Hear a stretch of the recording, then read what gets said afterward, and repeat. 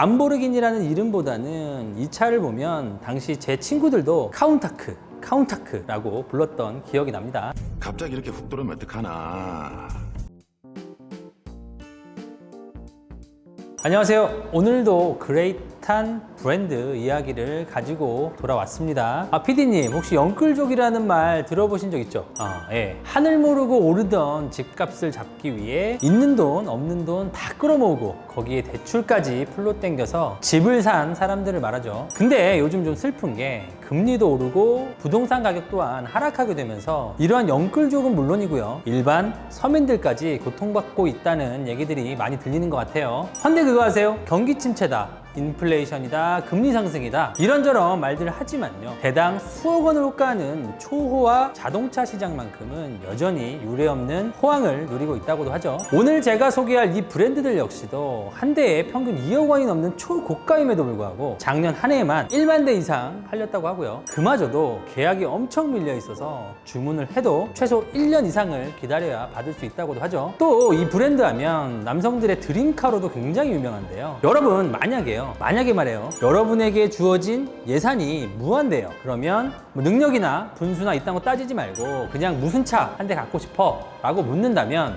글쎄요, 아마 모르긴 몰라도 남성분들의 절반은 오늘 소개할 이 브랜드의 자동차를 선택하실 것 같아요. 슈퍼카 하면 바로 떠오르는 그 브랜드. 오늘의 주제는 이탈리아가 낳은 도로 위의 럭셔리, 페라리, 그리고 람보르기니입니다. 제가 어렸을 때 가장 좋아했던 장난감 자동차가 바로 람보르기니였거든요. 예전에 그 아카데미라고 하는 국내 프라모델 제조사에서 판매했던 람보르기니 프라모델이 있었거든요. 이게 람보르기니를 명차 반열에 올려준 LP500 쿤타치라는 유명한 모델인데요. 당시에는 이 이니셜을 콩글리시로 그대로 읽어서 이 박스 표지에 카운타크라는 글자가 대문짝만하게 써 있었던 걸로 기억을 해요. 그래서 람보르기니라는 이름보다는 이 차를 보면 당시 제 친구들도 카운타크라고 불렀던 기억이 납니다. 혹시 PD님도 카운타크 아세요? 모르세요? 나이가 갑자기 이렇게 훅 들어오면 어떡하나. 람보르기니 하면 성난 황소가 그려진 엠블럼이 트레이드 마크죠. 거친 황소의 이미지에 걸맞게 옐로우, 그린, 블루 같은 강렬하고 화려한 원색 컬러로 치장된 육각형 기반의 각지고 볼륨감 있는 라인이 특징이기도 하고요. 독수리가 비상하듯이 금방이라도 하늘로 날아오를 것만 같은 시저도어 또한 차의 상징과도 같고요. 그리고 야수가 울부짖는 듯한 우렁찬 배기음까지, 글쎄요, 뭐랄까 마치 하루에 한 8시간씩 헬스로 다져진 우락부락한 근육질 남성의 이미지랄까요? 마치 나 좀 봐달라고 울부짖는 듯한, 마치 주변의 시선을 강탈하기 위해 태어난 자동차. 실로 가오의 극치를 보여주는 차가 뭐냐라고 한다면 저는 이 람보르기니가 여기에 딱 맞는 브랜드가 아닐까 싶어요. 반면에요, 페라리, 얘는 뭐랄까요, 글쎄요, 태생이랄까? 근본이 좀 다른 느낌이 들죠. 군살 하나 없이 미끈하게 빠진, 열심히 운동해서 다져진 바디가 아니라 뭐랄까, 태어날 때부터 빼어난 외모를 가진 귀족적인 이미지랄까요? 완벽한 미모에 몸에 착 붙는 새빨간 드레스로 치장한 듯한 섹시하지만 우아한 매력을 뽐내는 절세미녀의 이미지라고나 할까요? 앞에 소개했던 람보르기니처럼 날 좀 봐줘 라며 뽐내진 않지만요, 지나가는 사람들이 자꾸 고개를 돌려 다시 보게 만드는 압도적인 매력. 글쎄요, 제가 생각하는 페라리의 이미지는 이쯤 어딘가에 있지 않나 싶어요. 페라리, 람보르기니, 이렇게 성격이 전혀 다른 두 브랜드지만요, 이 둘은 공통점 또한 참 많은 브랜드라고 할 수 있습니다. 같은 이탈리아, 그것도 모데나라고 하는 작은 시골 마을에서 함께 태어난 고향이 같은 브랜드라는 점. 이 브랜드의 창업자인 페루치오 람보르기니, 엔초 페라리 모두 이 지역에서 태어난 이탈리아 사람이기도 하고요. 순수하게 자동차를 너무 사랑한 나머지 자신이 직접 자동차 회사를 만들었다는 점 또한 이 둘의 공통점이라고 할 수 있죠.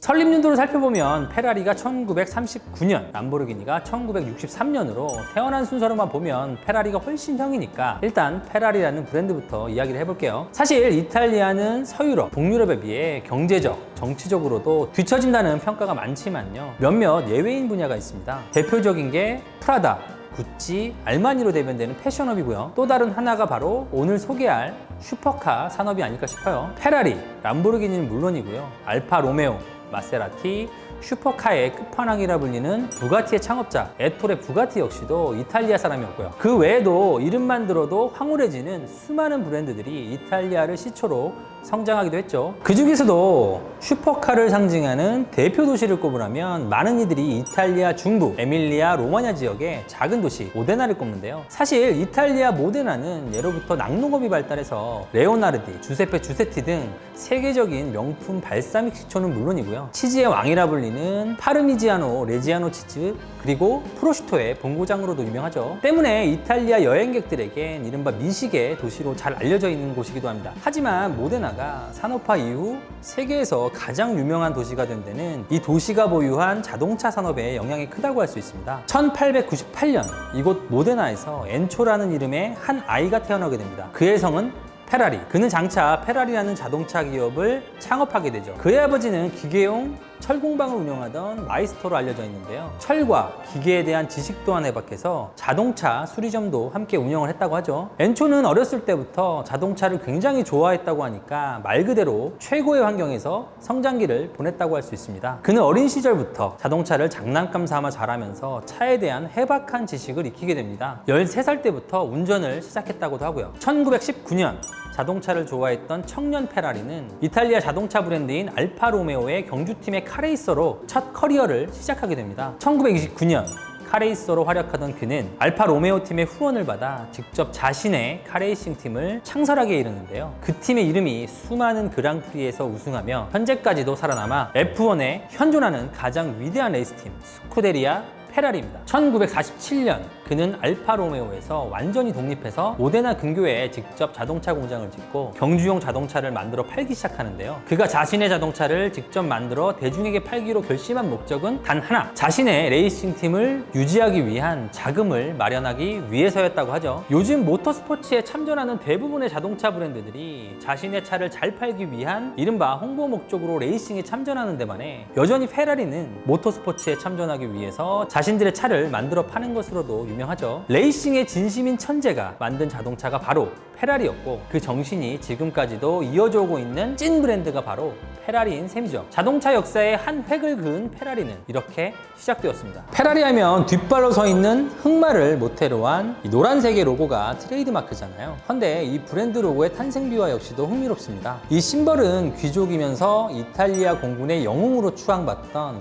프란체스코 바라카라는 인물이 자신의 비행기에 새겼던 심벌 마크였다고 알려져 있는데요. 이 심벌은 전쟁이 끝나고 전사한 아들을 기리기 위해 그의 어머니였던 바라카 백작 부인이 페라리에게 직접 헌사한 것으로 알려져 있죠. 본래 이 같은 서 있는 흑마는 독일 슈투트가르트라는 도시의 상징으로도 잘 알려져 있습니다. 이는 프란체스코 바라카가 자신이 격추했던 독일 전투기에서 이 심벌을 떼어와 자신의 비행기에 붙였던 것이 페라리로 전해진 것이라는 설이 유력하죠. 더 흥미로운 점은 이 슈투트가르트라는 도시 역시도 독일을 대표하는 스포츠카 브랜드죠. 포르쉐의 본고장이기도 하고요. 때문에 포르쉐의 심벌에도 페라리와 동일한 서 있는 흑마가 사용됐기도 하고요. 결론적으로 페라리 그리고 포르쉐 심벌에 사용된 그 말이 같은 말일 수도 있다는 거죠. 페라리의 상징처럼 여겨지는 강렬한 빨간색에도 재미있는 이야기가 숨어 있습니다. 초창기 F1 그랑프리는 국가대항전의 성격이 강했기 때문에 나라마다 이른바 상징색이 있었다고 하죠. 예를 들어서 독일은 흰색, 프랑스는 파란색, 영국은 초록색 등 당시에는 레이싱카의 색상만으로도 그 레이싱카가 어느 나라 팀인지 딱 알 수 있었다고 하는데요. 그런데 그때 사용되었던 이탈리아 팀의 상징색이 바로 빨간색이었던 겁니다. 현재는 그런 전통이 사라지고 없지만요. 페라리만은 그 전통이 지금까지 이어져서 모든 경주용 차를 빨간색으로 치장한다고도 하죠.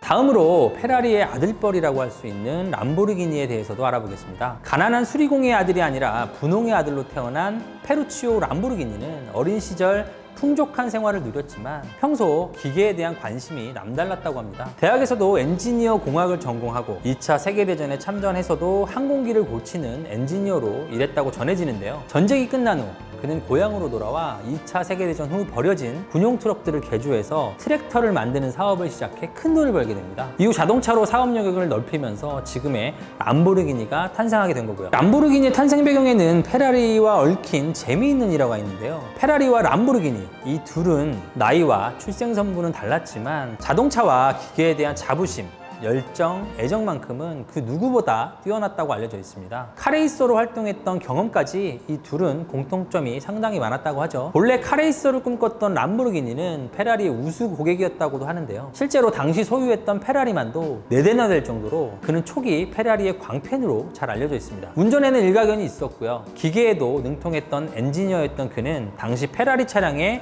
경미한 결함을 발견하기에 이르는데요. 그러던 어느 날 그가 타던 페라리 250 GT의 클러치가 고장이 나면서 그 문제에 대한 개선 아이디어를 제안하기 위해서 엔초 페라리를 찾아가게 됩니다. 당시 자신의 차량에 대한 자부심이 컸던 엔초 페라리는 당신은 트랙터 만드는 재주는 있는지 몰라도 페라리모는 재주는 없는 것 같다며 면박을 주고 돌려보냈다고 하죠. 이에 머리끝까지 화가 난 람보르기니가 곧바로 가족회의를 소집해서 돈이 얼마가 들던 페라리를 뛰어넘을 스포츠카를 만들고 말겠다 선언을 했다는 것으로 유명한 비화가 있죠. 이후 람보르기니는 페라리와 함께 이탈리아를 아니 세계를 대표하는 명품 브랜드로 성장하게 됩니다. 저도 개인적으로 이 두 브랜드, 특히 이 중에서도 페라리라는 브랜드를 굉장히 좋아하는데요. 컨베이어 벨트가 돌아가며 대량으로 찍어내는 요즘 양산차들과 달리 몇 달에 걸쳐 장인들이 직접 손수 조립하는 모습이 마치 한 땀 한 땀 손바느질을 통해서 만들어지는 초고가 오트쿠티르 수트나 혹은 에르메스 명품백이 연상되기도 합니다. 주문 제작 방식이다 보니까 많은 돈을 지불하고도 오랜 기간 기다려야 하는 건 기본이고요. 그럼에도 불구하고 적어도 예산 문제가 없다면 저를 포함해 많은 남성분들이 죽기 전에 페라리 한번 타보고 싶다 생각을 하시긴 할 것 같아요. 후에 람보르기니의 엄청난 성공을 목도했던 엔초 페라리였지만요. 그가 죽을 때까지 람보르기니에 대한 단 한마디 언급도 없었다는 일화 역시도 굉장히 유명합니다. 1988년 엔초 페라리가 사망하기 전까지 이 두 브랜드의 소리 없는 경쟁은 계속되었는데요. 이때 두 라이벌의 경쟁심이 현재의 페라리 그리고 람보르기니라는 브랜드를 만들었다는 평가도 많고요. 지금은 창업자였던 두 사람 모두 죽고 수십 년이 흘렀고요. 페라리는 이탈리아의 대기업 엑소르에, 람보르기니는 폭스바겐 그룹에 팔려서 그 명맥을 간신히 유지하고 있긴 하지만요. 지금도 이 브랜드의 소리 없는 전쟁은 계속되고 있습니다. 이 두 라이벌의 선의의 경쟁, 과연 그 끝은 어떻게 될까요? 찐팬의 한 사람으로서 이 두 브랜드 모두 흥하기를 응원해 보겠습니다. 감사합니다.